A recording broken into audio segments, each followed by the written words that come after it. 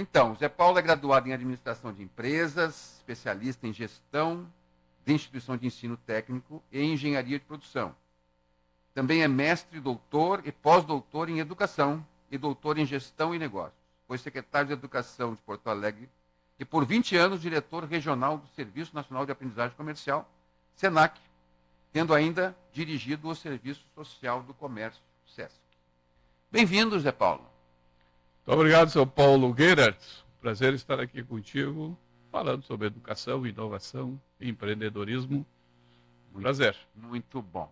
Então, como é que a Universidade Fevale pode contribuir de forma concreta para o desenvolvimento econômico do Vale Germânico? E não só do Vale Germânico, mas do nosso estado, né? Eu acho que a Fevale tem uma amplitude muito ampla aí, forma profissionais para o estado e para o Brasil e para o mundo.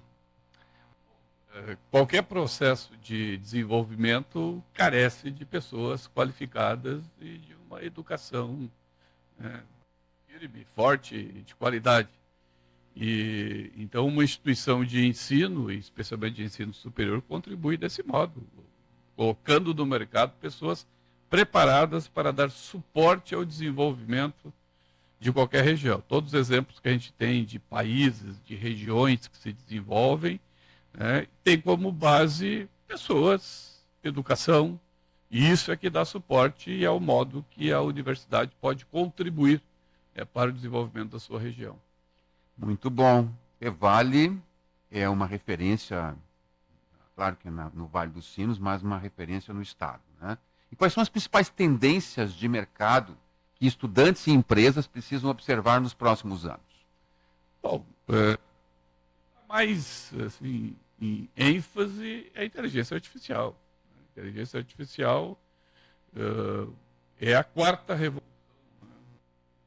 a internet das coisas, mas especialmente inteligência artificial.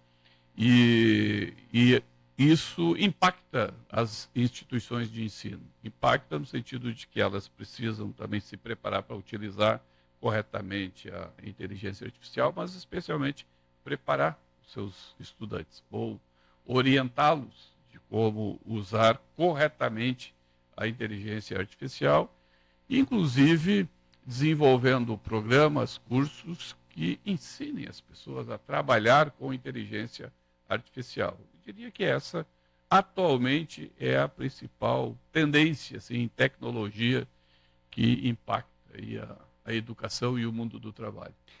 Se tem aí uma série de previsões a respeito da inteligência artificial, né, que vai acabar com muitas funções, né, trabalho, vai impactar no mercado de trabalho. A universidade ela forma profissionais para o futuro, né? Como tu vê essa questão, né? Isso, claro que a gente sabe que nem sempre vai ser dessa forma, né? A gente sabe que as coisas vão evoluir, mas funções sempre acabaram ao longo da nossa existência e novas surgiram, né? Mas como é que você percebe isso lá na Fevale? Sim, nós vivemos, eu acho que 4 revoluções industriais. A primeira foi da máquina a vapor, a segunda foi da eletricidade, a terceira foi com tecnologia da informação, informática, e agora com inteligência artificial. É a 4ª revolução. Em todas essas 4, o discurso era esse: a máquina vai acabar com as pessoas, vai acabar com o trabalho. Quando surgiram as máquinas lá e a eletricidade, máquina a vapor, nós tínhamos na Inglaterra os ludistas, né, que invadiam as fábricas e quebravam a marretadas as máquinas lá. Foi o movimento que fez com que, inclusive, a Inglaterra mudasse a sua legislação e introduzisse uma série de sanções, assim, que acabou com aquele movimento. Mas era o receio que as pessoas tinham de que as máquinas iriam roubar os empregos. E, de fato, substitui. Mas agora também, na inteligência artificial, nós precisamos de pessoas preparadas. E o que vai acontecer, como aconteceu em todas as revoluções industriais, é que pessoas melhor preparadas vão ocupar o espaço daquelas que não se adaptaram. Exatamente. E é isso que vai acontecer. Então, o nosso papel é preparar as pessoas para conviver com essa tecnologia. Alguns estudos atuais demonstram que para cada robô, para cada máquina, tu precisa uma ou duas pessoas para pensar como trabalhar. Então, não vai acabar o emprego, não vai acabar o trabalho, não vamos substituir as pessoas, mas as pessoas precisam estar preparadas para essas novas tecnologias. Perfeito, exatamente isso, né? E de que forma a relação entre academia e setor produtivo pode gerar inovação? Bom, todo o ecossistema de inovação, sabes muito bem, depende no mínimo de três hélices, né? Da academia, do empreendedor e do poder público. O poder público também criando as condições para que esse ecossistema se desenvolva. Então a academia é fundamental, porque a academia vai fazer pesquisa, né?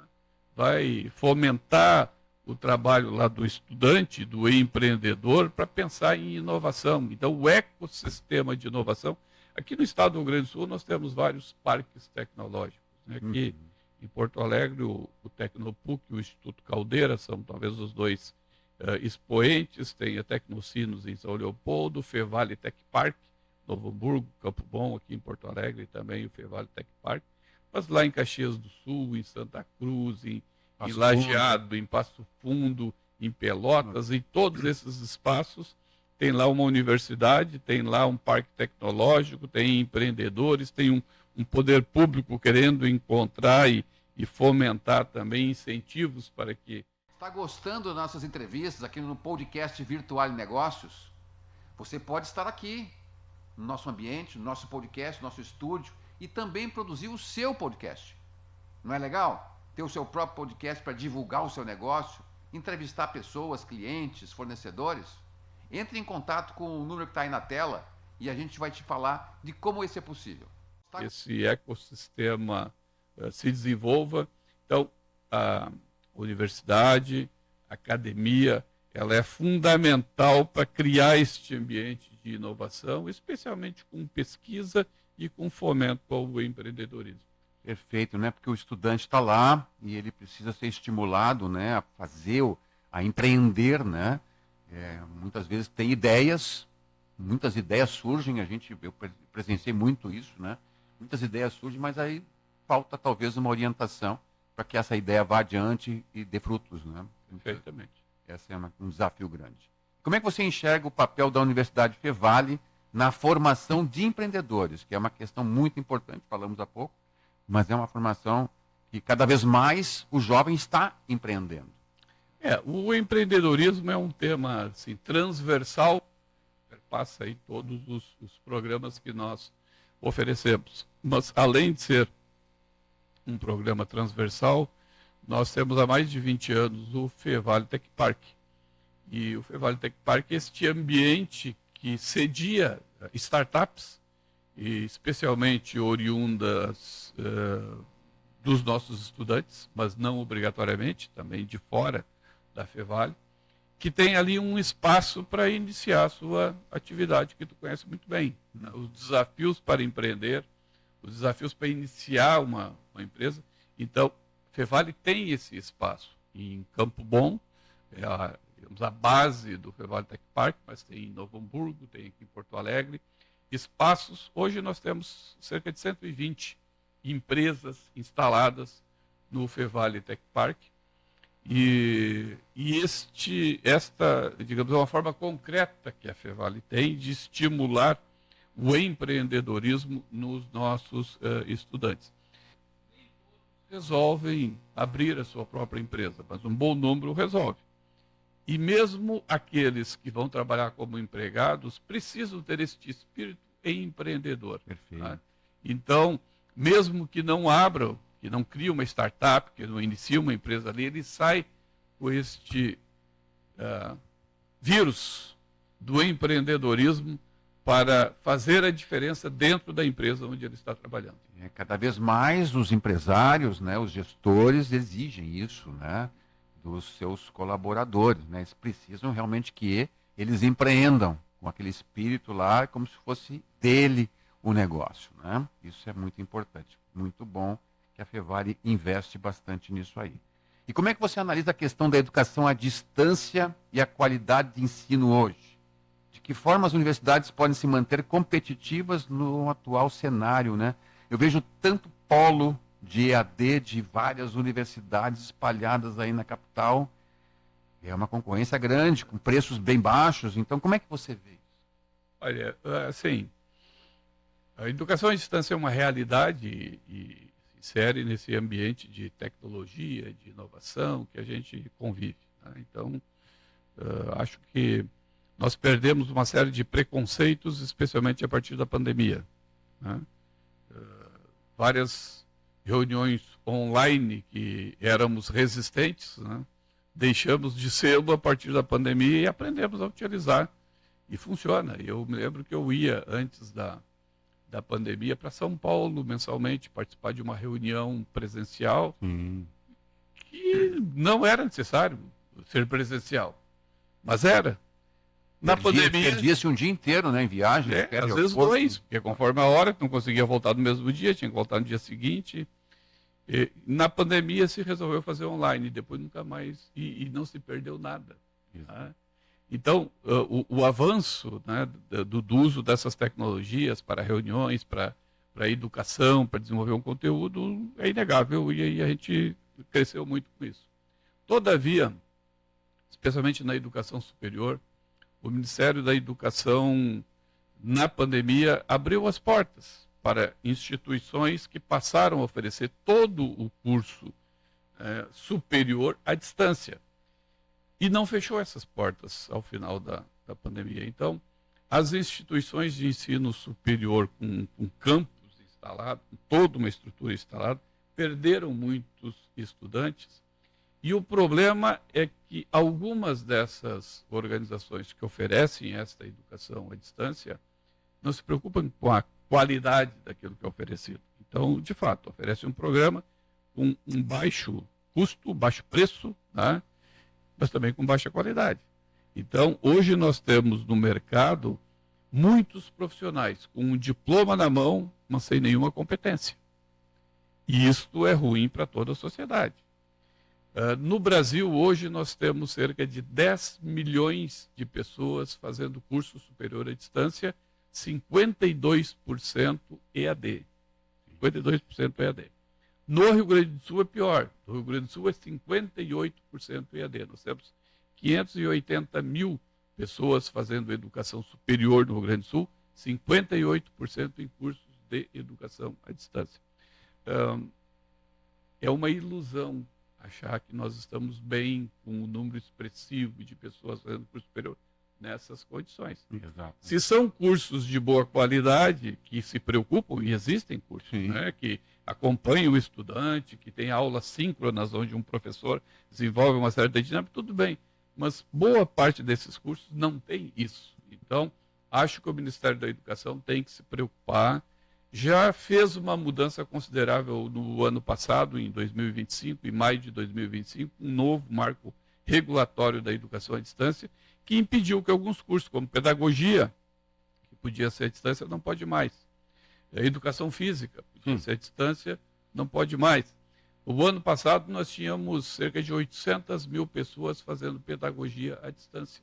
Então, num país que é carente da qualidade da educação, ter 800 mil pedagogos formados nesses cursos de baixa qualidade, isso prejudica toda a sociedade. Então, aí é um espaço onde o governo precisa agir, cobrar mais qualidade, e acredito que somente assim nós vamos corrigir um pouco dessa distorção que surgiu, especialmente a partir da pandemia.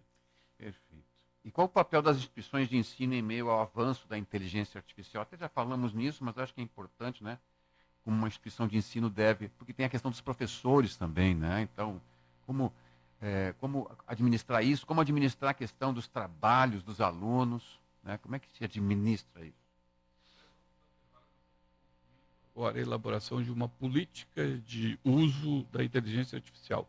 Algumas instituições de ensino do Brasil, poucas, já publicaram, e nós estamos também publicando esta política, porque nós temos algumas regras estabelecidas, mas ainda precisa organizar um pouco melhor. Então, eu estou participando deste grupo, ainda acho que em maio a gente deve de lançar esta política de uso da inteligência artificial. Nós temos alguns grupos de trabalho discutindo o uso da inteligência artificial, e já com regras estabelecidas para os nossos professores, para as equipes administrativas, porque dentro da universidade também as pessoas usam, e a gente tem que ter um regramento de como usar, né, a inteligência artificial, e também para os estudantes, tá? e como controlar, né, e ter regras de uso da inteligência artificial para estudantes, para professores e para a equipe administrativa. Nós temos isso estabelecido, mas a política geral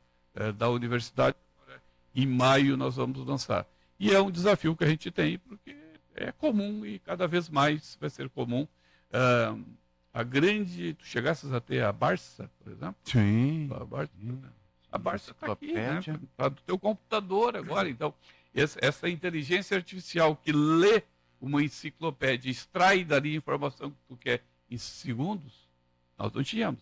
Sim. E hoje está disponível, as informações estão disponíveis. E como é que tu trabalha com isso?